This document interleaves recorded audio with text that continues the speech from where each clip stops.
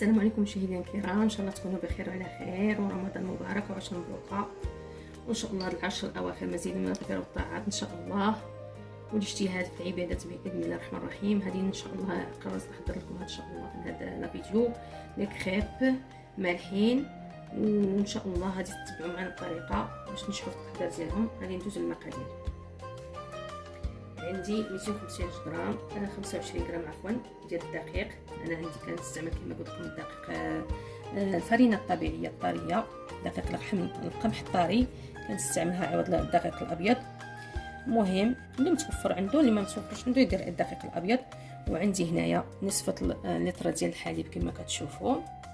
عندي هنا واحد القبيصه هاد شويه على اساس معلقه الفلفل الاسود، وعندي شويه على اساس معلقه صغيره ملح، وعندي جوج البيضات، وعندي واحد الربع كاس كما كتشوفوا قريب نصف ديال الزبده ذوبتها نوازيت سواء حيوانيه ولا مارغرين اللي عندكم. وعندي هنايا غادي نسم شويه بالمعدنوس، وهذا تقدروا تستغناو عليه، ما تقدروا ما ديروش المعدنوس. صافي هادو هما المقادير ديال العجين ديالنا ان شاء الله. ندوزو للحشو ديالنا باذن الله الرحمن الرحيم. عندي هنا كما قلتو واحد شويه صدر الدجاج، ولا ديروا تستبدلوه بكفته، المهم كفته اللحم الاحمر. وعندنا هنايا شويه الملحه، شويه المعدنوس، بصله هذا مشلطه. نتوما اللي ما عندكمش غادي نديرهم في الروبو، اللي ما عندوش الروبو يقدر يشلطهم رقاق. وهنا عندنا شويه الملفوف كما كتشوفوا. سيرسوا الوليدات الصغار ما كيبغيوش يتناولوه، كنقدروا نخلطوه مع الحشو باش المهم يستافدوا منه. وعندي هنايا ان شاء الله كما كتشوفوا هذا الجبن محكوك ان شاء الله غادي نديروه في الوسط ان شاء الله الحشو ديالنا باش يجي لذيذ. وعندنا ان شاء الله هنايا واحد المعلقه راس الحانوت اللي سبق لي حضرته معكم، غادي نحط لكم الرابط في صندوق الوصف. وعندي هنا واحد نصف ملعقه ان شاء الله ديال الفلفل الاسود. صافي ان شاء الله غادي ندوزو للطريقه باذن الله. هذه كاملين هاد المقادير غادي نشد. المهم طريقه سهله تبسطوا عليكم، اللي ما عندوش الروبو يدرب غير باليد ديالو. غادي ناخذوا هاد البيضات ديالنا كما كتشوفوا، تجيكم الطريقه سهله. صافي كديروا كلشي في الروبو ديالكم مطحنه، ولا عندكم مهم برا ميكسور عاوتاني تمكسيو به، المهم الشيء اللي موجود عندكم، ولا باليد. صافي غادي نضيف المعدنوس كما كتشوفوا، غادي نضيف هذيك الزبيده ديالنا اللي ذوبتها، المهم وغادي نضيف الحليب ديالنا صافي الخليط كما كتشوفوا. وبعدين وان شاء الله غادي نضيف ان شاء الله بعدها الدقيق شويه بشويه. صافي غادي نطحنوا ان شاء الله ونرجع لكم بحول الله. ها هو الخليط ديالنا كما كتشوفوا بعد ما طحنته. ان شاء الله غادي ندوزو للحشو ديالنا باش نحضروا الحشو ديالنا كما كتشوفوا. غادي ناخذوا كاع المقادير كاملين كما كتشوفوا. غادي ناخذوا هذاك القطع ديال اللادان، وتقدروا تعوضوه باللحم الاحمر المفروم. بعد ما ان شاء الله درنا كاع المقادير ديالنا نميكسيهم ان شاء الله، نديرهم في مقلاة يتشحروا. صافي في المرحله الاخيره نضيف لهم الجبن، نضيف لهم قبل نضيف لهم الجبن باش يبقى فيهم هذاك البدنه ديال الجبن ان شاء الله. وبعدين ندوزو لطريقه الطهي ديال هذه الماكله السخونه. صافي كنبدا عندي الكاس مزيان، كنخليوها تبرد شويه ما تبقاش سخونه بزاف باش تمشي، ما تمشيو العجينه كتمشى لكم. خليوها واحد شويه تبرد كما كنديروا الطريقه ديال المغرب، كتبرد واحد شويه باش ما تسقليكمش. صافي وكنجيب واحد هكا نصف سكايه بهاد الطبق كما كتشوفوا. صافي وغادي نديو فيسان نديروها هكا فيساو بسرعه، خصكم تمشيو العجينه هكا على هاد الطريقه مع كامل هكذا كما كتشوفوا باش تمشي لكم كاع مع الجوانب. صافي وديروها فوق البوطه. بعد ما قلت كما تشوفوا طابت نحبسها وكنحاول نبسطها هكا باليدين كنشدها لهنا هكذا كما كتشوفوا. صافي ان شاء الله غادي نخليها تكمل لنا وناكلوها. صافي نحطها كما كتشوفوا. هما الكريب ديالنا، ومازال عندي كميه اخرى غادي نصايبها. شوفوا كي كيجيو طيبوهم مزيان. شوفوا تقدروا تاكلوهم غير هكذا عاديين تاكلوهم. شوفوا تبارك الله كيقطوا.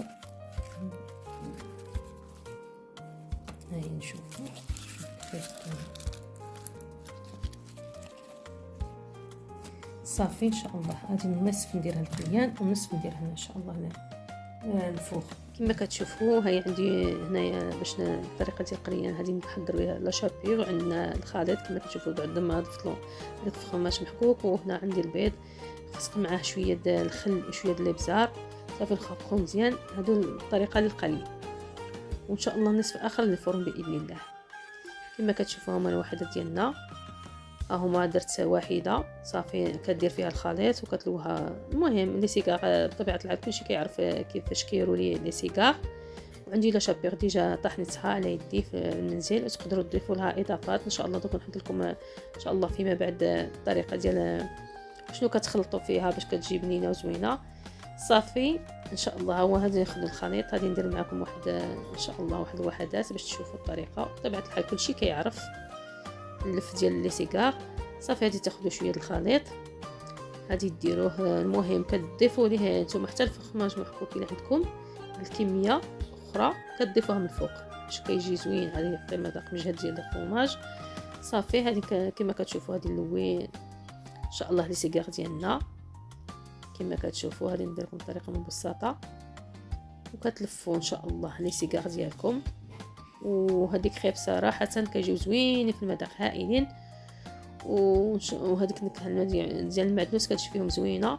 صافي كنغوليهم كما كتشوفوا ونلصقوهم ان شاء الله بالدقيق في الاخير. تقدروا تلصقوهم واللي كيتحطوا في الفوق بلا ما تلصقوهم لازم تحطوهم في المول. صافي غادي يبقاو ماسكين. وديال القلي كتلصقوهم شويه الدقيق هكا. صافي ونكملوا الطريقه مع بعض باذن الله.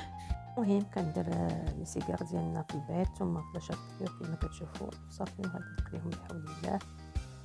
وبالنسبه ديال الفوق ان شاء الله كما كتشوفوا غادي ان شاء الله ندهنهم بالزبده باش يجيو مقرمشين من داخل ولا برا. المهم ان شاء الله عاد ندير الحشو ديالنا ان شاء الله ونولي ان شاء الله نديرهم في المول. غادي ندهنهم بالزبده ونحاول نديرهم متفرقين كما كتشوفوا وندهن بيناتهم بالزبده باش يجيو مقرمشين من كلشي الجوانب بسم الله الرحمن الرحيم. صافي ونشوفوا النتيجه النهائيه بحول الله. وتحضرهم ان شاء الله بالصحه والهنا.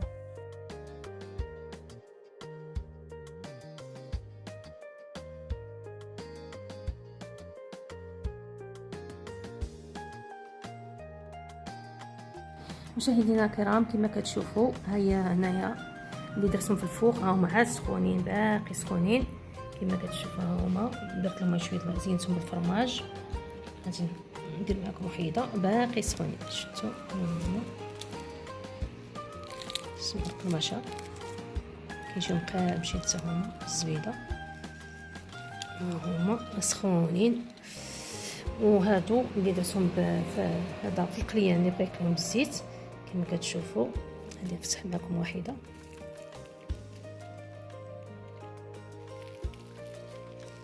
سمعوا القماشه.